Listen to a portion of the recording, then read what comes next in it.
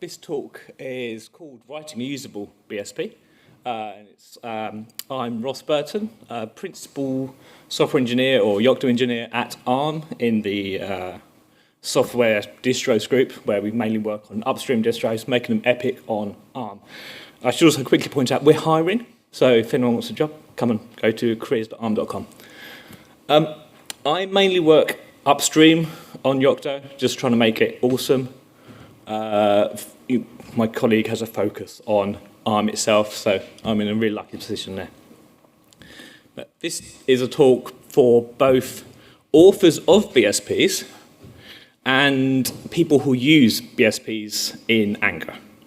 So if you're writing a BSP, then consider this the beginning of a best practices document, which we need to actually write at some point. And if you're using a BSP and it's frustrating you, then hopefully this will be a bit of backup. So when you need to complain to your vendor, you can say, but they said this. I'm not going to name and shame any particular BSPs because that's not tremendously professional and we might run out of time. But there's going to be time at the end for Q&A because I thought this was a 30-minute slot and it's actually a 40. So hopefully maybe at the end we can vent. So what is a BSP? In Yocto terms, it's a board support package. This is traditionally it's a collection of tools and documentation that vendors would give you when you bought a piece of hardware. It's a very old term. Yocto adopted it, and it means a very specific thing in Yocto. It's what you put in machine. This controls the target architecture, any compile flags that need to be used all the time, the file system layout, what image types to use, what kernel and its configuration. Any firmware that needs to be built would be part of the BSP, and fundamental dependencies. So when you're constructing an image, what pieces are actually essential. But a BSP is not a demo. This sounds obvious to people who are trying to build product, but if you're a vendor, a BSP is a demo. And they sort of forget that it's not a demo. They build a testing tool, so it can be used as in validation, which makes sense, or it can be a reference distribution, or just a hardware demo, which shows off all the shiny features. So it might have secure boot and hardware accelerated networking or accelerated 3D rendering, which is lovely if you're making something which intersects precisely. If you're not, then you've suddenly got this BSP which wants to pull in Mesa into your machine, which is headless, which is no good. Also, demo software is demo software. I've written plenty about over the years, less said the better. If you told me in 2007 that SARTO would still be used in 2024, we may have done something differently. It's aging, shall we say. Anyway, hardware BSP, anyway, there we go. So demo BSPs tend to, in dreamland, look amazing. They can be fantastic and beautiful, but they may not be production ready because once it's good enough, it ships. So they may be a bit more eye-catching, but do you want to base a product on this thing? No. You want something which is a bit more flexible and a bit more controllable. I'm a big fan of Lego. So it shouldn't surprise anyone that I do believe a truly usable BSP should be more like Lego. So that is the absolutely epic Rainbow Unicorn set, which I have on my shelf at home.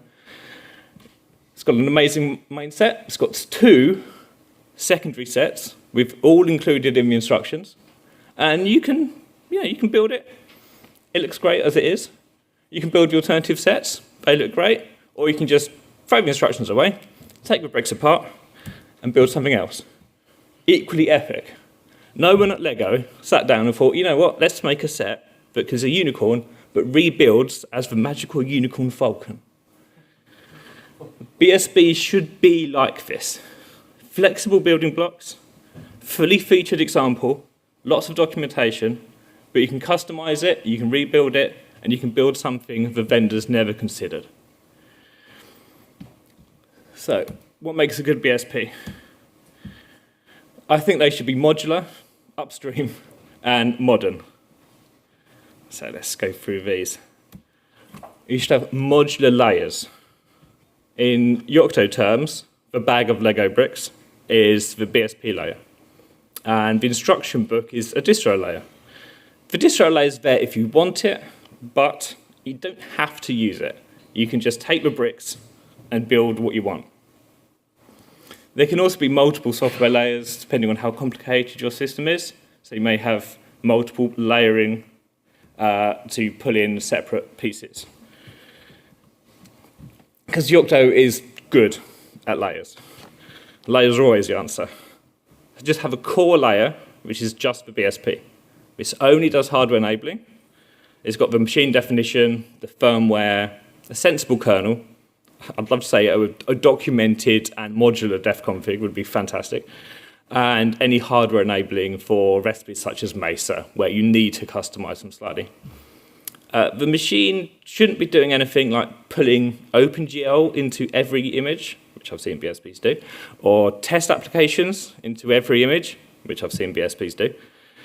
Every line in the machine configuration should be either essential or a sensible default, which can be easily changed.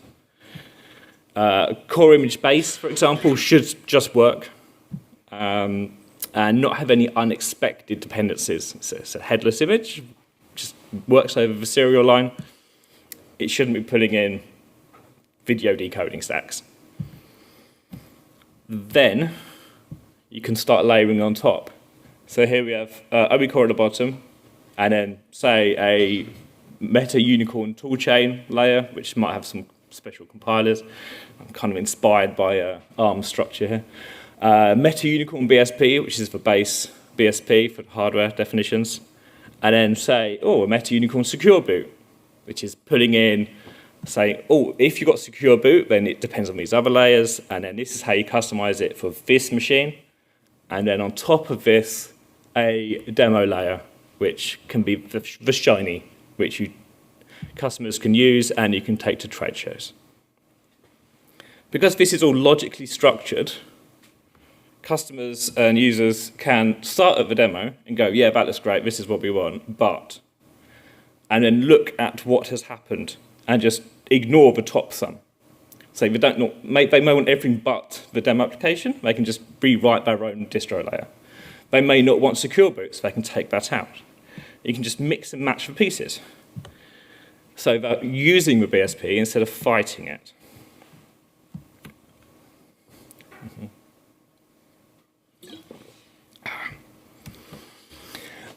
Of course, all these layers do need to be maintainable.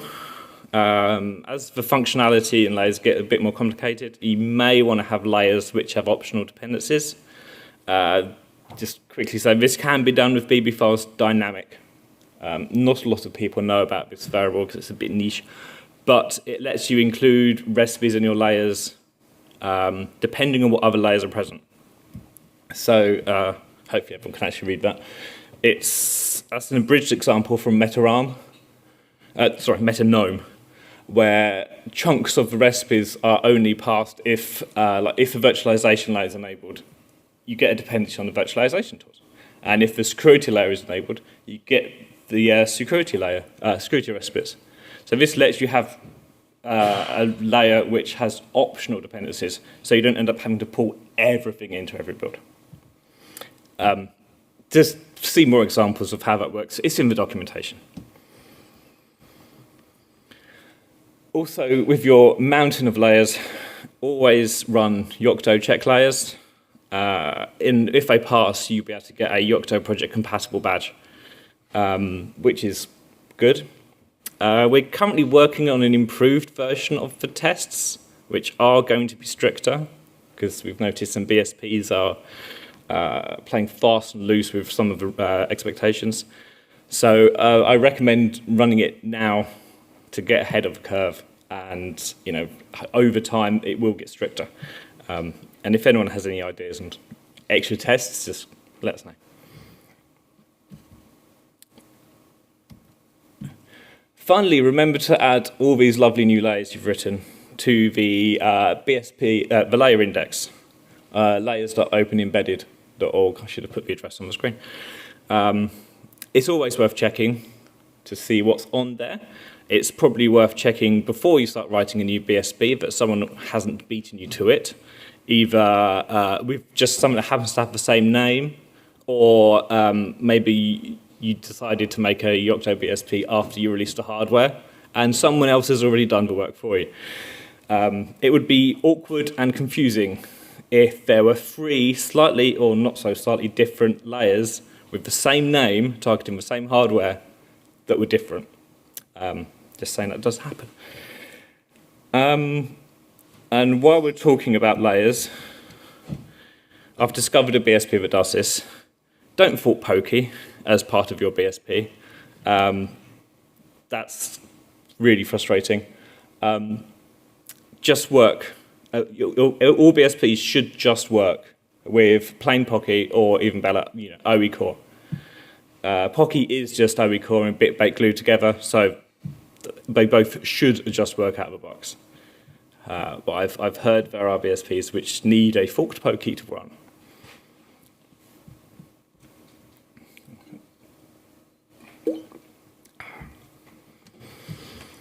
Moving on from layers to machines, your machines can also be modular. To start, if there's going to be multiple boards, say you're a silicon vendor and there's going to be multiple boards with the same SoC inside, name the machine after what's written on the board instead of the SoC, so people can actually find it. When it's written on the board in front of them and then the layer's got the same name, much easier. If you do have multiple machines which share SoCs, then you can have include files with the common pieces in, and then the machine configuration would just contain the special bits of differences. And if you end up having quite a lot of machines in this situation, you can extend machine overrides. So hopefully everyone's seen the override syntax. In OE core, there's 6 QEMU machines. To save everyone having to write 6 overrides every time, we add an extra override for QEMU all. All the QEMU machines have that override available, so we can just write QEMU all in an override. We also use that in Meta ARM. There's Corestone 1000 FVP and Corestone 1000 NPS. They are the same IP, the same core internally, but there's some very minor differences around the outside. So they need to be 2 separate machines because the firmware is different. So we have an overriding just Corestone 1000 override, which is used almost everywhere, apart from the 2 or 3 places where it's very important to know what your target hardware is. That's very useful. Also, to encourage more modularity in the machine configuration, machine features is essentially free-form text. So here we have my new machine, and it says, oh, I do EFI, I do PCI, I do Wi-Fi. I've also got new hotness and shiny feature. And these can be used across recipes to configure functionality. As an example, Meta ARM uses this quite a lot because we have some features which need to be enabled in multiple pieces of firmware and then the kernel and then user space. So this lets us just have one machine feature we can set, everything just works, and then in CI we can toggle it on and off and have different builds testing all the different combinations. It just keeps everything nice and modular and testable. And the final piece of being modular is modular recipes. Use existing ones as much as possible, ideally. If your board is ARM-based, OE core and meta arm together will hopefully have all the pieces of low-level recipes you need, from firmware up to the kernel and bootloaders. These are designed to be used by other BSPs. Like in meta arm, the firmware recipes don't support any hardware. You have to append it with the configuration for your particular board.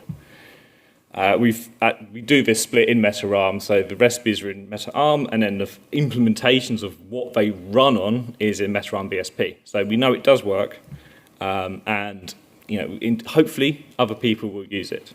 This will stop people hopefully stagnating on a version of TFA from 5 years ago. This does mean working with a recent release of the kernel or the TFA and upstreaming the support, but obviously that was going to happen, right? Slightly suspicious face. Just please work upstream. Don't ship in 2024 a U-boot from 2019 or a 5.2 kernel. It's really best to plan up front that you're going to be upstreaming any relevant hardware changes to the kernel or U-boot or wherever. The longer you sit on them, the harder it will be, and the more bitter your customers get as the recipes get more and more out of date. Consider the implications of shipping an unmaintained kernel to customers who have very strong opinions on security issues.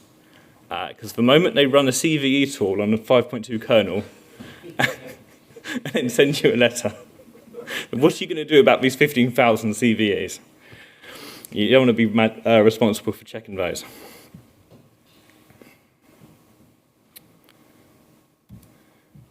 Right, last piece. Be modern. Don't start porting your BSP to the latest Yocto release after it's happened. By the time the BSP is actually shipped, reached your customers, they've imported to it, and then they've released a product, a fair chunk of the LTS window has disappeared already. So we have LTS releases with 4-year cadence, well, 2-year cadence, 4-year support cycle. If it takes a year to actually ship something, then that's a quarter of it gone. So be aware of the release cycle. It's on the wiki.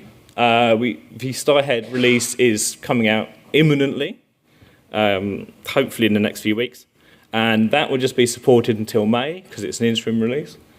The last LTS was ScarfGap, that came out earlier this year. That's supported till 2028. So shipping something now, which is based on ScarfGap, means you've got nearly 4 years of support. Shipping something now, based on Kirkstone, you've only got 2.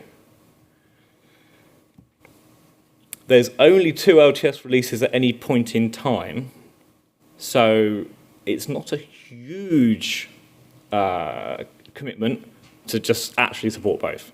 You don't have to add anything to them once they've shipped, just keep them stable. MetaArm does this. Our older BSPs are less functional than the new ones, but they're stable, they're not changing. And yeah, the interim releases only are around for 7 months until the next one. So if you just keep on track of ideally master, at least the interim releases, then when it comes to the next big release, it's not a massive problem.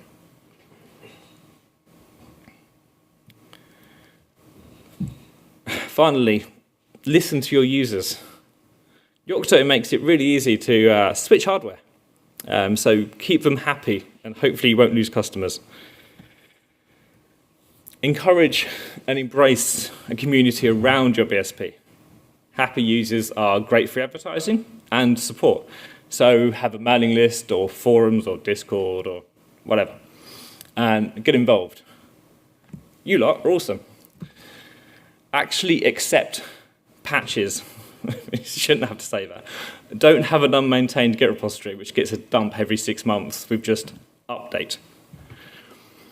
And any test scripts that you're using internally to approve patches should be public.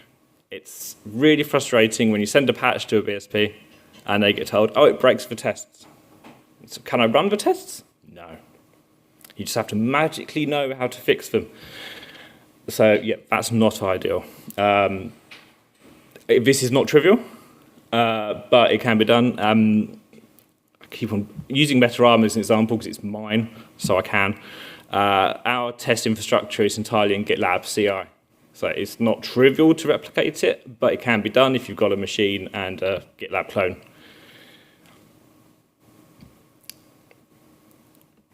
Okay, so actually, because I thought this was a 30-minute slot, that's done.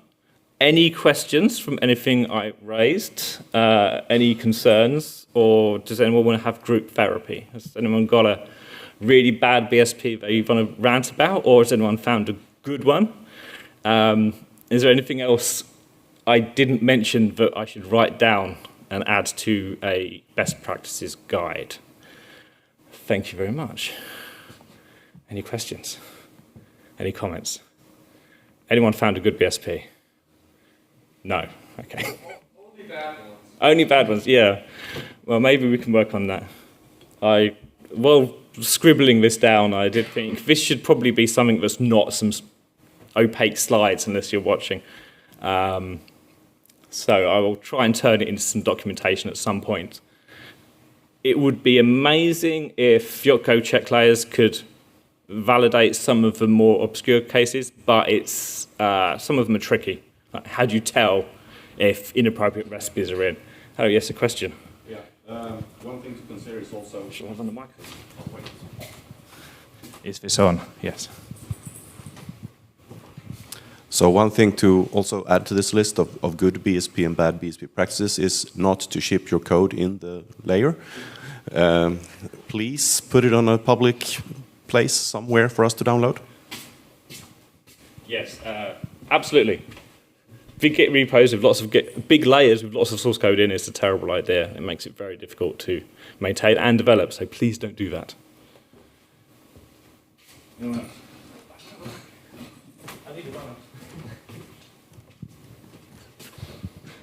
So a recommendation actually.